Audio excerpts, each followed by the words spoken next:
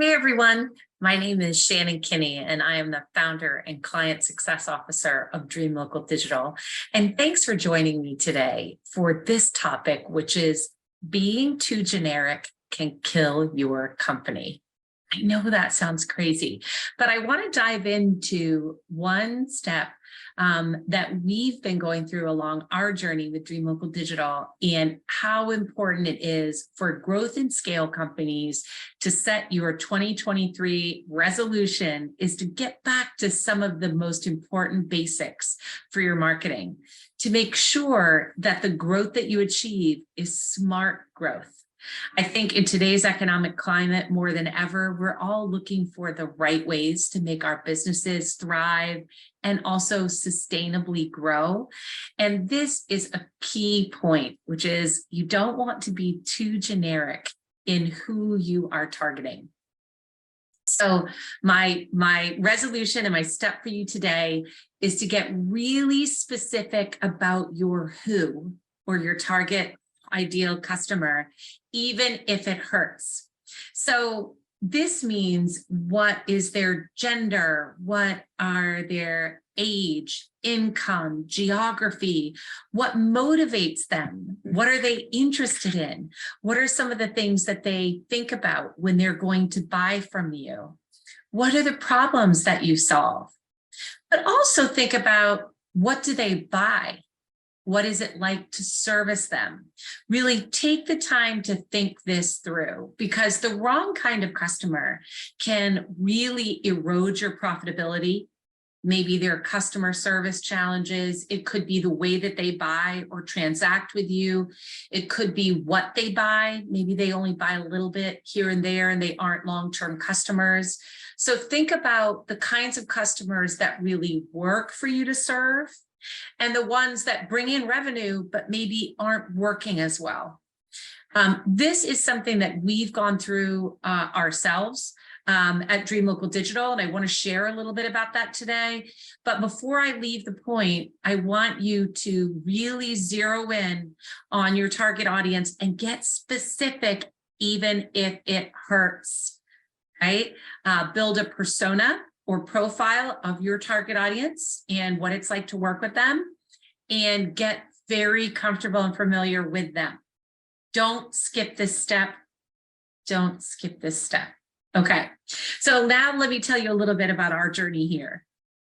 Dream Local Digital over the past 14 years has served more than 65, it might even be 70,000 businesses all over North America through our seminars, workshops, and client work over the years.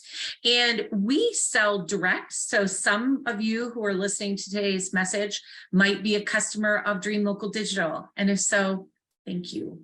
We love our clients and we love working with them. And some of our customers come to us through reseller partners. We have a national network of reseller partners of agencies, TV stations, radio stations, and newspapers all over the US. And those customers come to us through those businesses. Now, because we've had customers coming from many different sources, which has been a big part of our success over the years, it also means we've got clients of all different types, all different industries, different sizes, different spend levels. We have a standard offering, but they all kind of come in from different places. And so we've just accepted over the years that we can't really control the customer base coming in. And what we saw was the business is growing, but it's not the kind of highly profitable, sustainable, long-term growth that I really want to see for the company and for all of us who work in it. And so I realized we needed a change, right? That was a big moment for us. We just needed a change. So I sat down with our marketing team, just got an amazing team of people that work on our own marketing and have really been trying to help bring us back and really zero in on what we want to do and what kind of growth we need.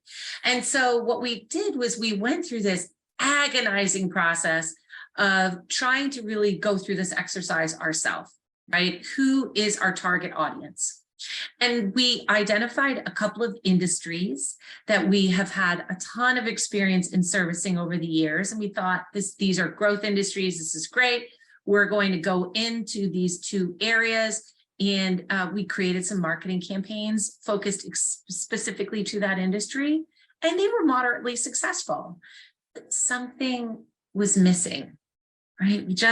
We weren't there. Like, it wasn't rolling off the tongue of our marketing team. It wasn't rolling off the tongue for those of us who sell, which includes myself.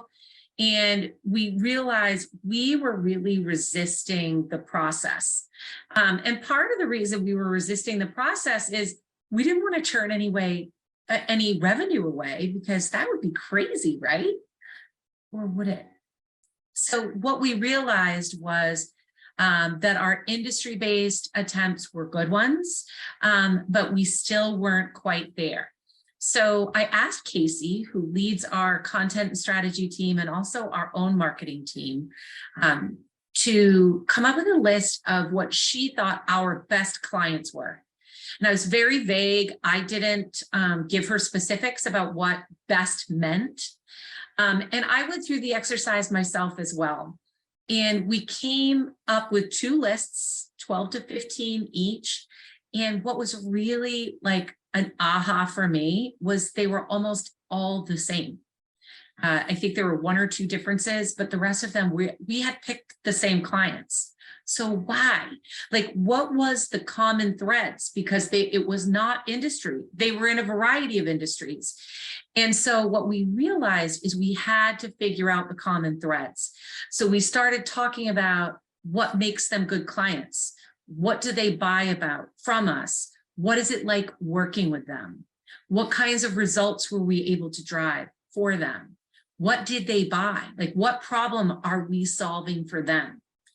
And as we went through this process, we had a huge aha moment, which is we recognized that the common thread between all of them was that they were growth and scale companies. These are businesses that are trying to grow. They're committed to that growth. They're putting energy around it.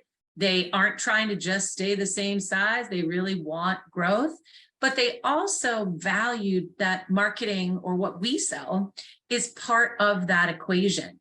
And therefore, once we had the client, our job was to show great results and continue to show results, bring new ideas to the table, and the relationship would be successful. Versus somebody who's like, do I need marketing? Those customers were dragging us down, right? So this was a huge aha, like eureka moment for us.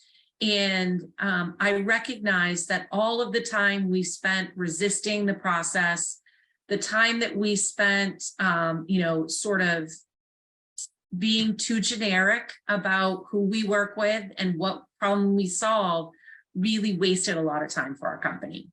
So now in 2023, you're going to see all of our marketing focused on growth and scale companies.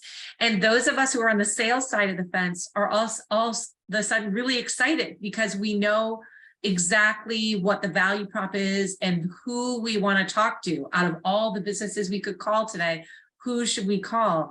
Everything starts to become clearer. So the reason I'm sharing our journey with you, starting with this post and many more to come, is because even though we're experts at marketing, even though we have a huge amount of resources that we can bring to bear to make our marketing successful, as well as expertise, we struggled too in this key point: know your who, right? Be very specific as you can be, and everything will start to get easier. So I'm going to share our journey with you, and I am hoping all of you can go through this exercise for yourself, really get familiar with your who, and what do they need from you? What do they value from you? What motivates them? And rework all your marketing to speak directly to them. I'm excited to be on this journey with you. And I look forward to hearing from any of you that have questions. Like, hit me up in the comments, reply, however you found this message, let me know your thoughts. And I look forward to seeing you in the next post, as we'll share with you what our journey is here.